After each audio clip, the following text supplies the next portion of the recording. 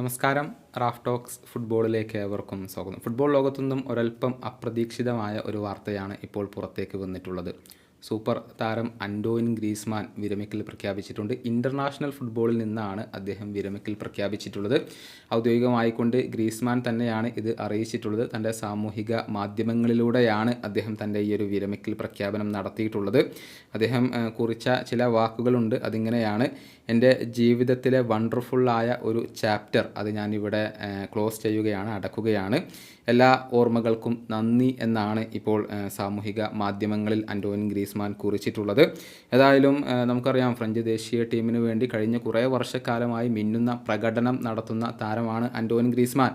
33 വയസ്സ് മാത്രമാണ് അദ്ദേഹത്തിനുള്ളത്. ഇപ്പോൾ തന്നെ അദ്ദേഹം ഫ്രഞ്ച് ദേശീയ ടീമിൻ്റെ ആ ഒരു കരിയർ അവസാനിപ്പിക്കാൻ തീരുമാനിക്കുകയായിരുന്നു. ആകെ 137 മത്സരങ്ങളാണ് അദ്ദേഹം ഫ്രാൻസിന് വേണ്ടി കളിച്ചിട്ടുള്ളത്. അതിൽ നിന്ന് 44 ഗോളുകൾ നേടാൻ അദ്ദേഹത്തിന് കഴിഞ്ഞിട്ടുണ്ട് എന്ന് പറയുമ്പോൾ ഫ്രഞ്ച് ദേശീയ ടീമിന് വേണ്ടി ഏറ്റവും കൂടുതൽ ഗോളുകൾ നേടിയ താരങ്ങളുടെ ആ ഒരു പട്ടികയിൽ മുൻപന്തിയിൽ നമുക്ക് ഗ്രീസ്മാനെ കാണാൻ സാധിക്കും. അതുപോലെ തന്നെ 38 അസിസ്റ്റുകളും അദ്ദേഹം സ്വന്തമാക്കിയിട്ടുണ്ട്. ഏറ്റവും പ്രധാനപ്പെട്ട നേട്ടം 2018 റഷ്യൻ വേൾഡ് കപ്പ് അദ്ദേഹം ഫ്രഞ്ച് ദേശീയ ടീമിനോടൊപ്പം സ്വന്തമാക്കി എന്നുള്ളതാണ്. മാത്രമല്ല യുവേഫ നാഷൻസ് ലീഗ് കിരീടവും അദ്ദേഹം സ്വന്തമാക്കിയിട്ടുണ്ട്.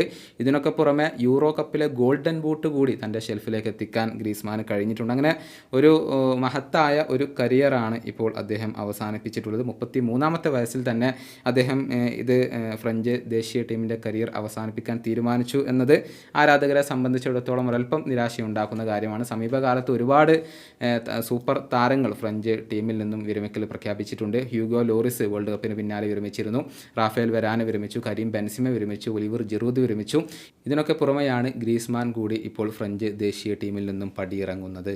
ഈ വീഡിയോയുടെ അവസാനിപ്പിക്കുന്നു. ഫുട്ബോൾ ലോകത്തെ കൂടുതൽ വിശേഷങ്ങളുമായി റാഫ് ടോക്സ് കൊണ്ടുവെത്താം.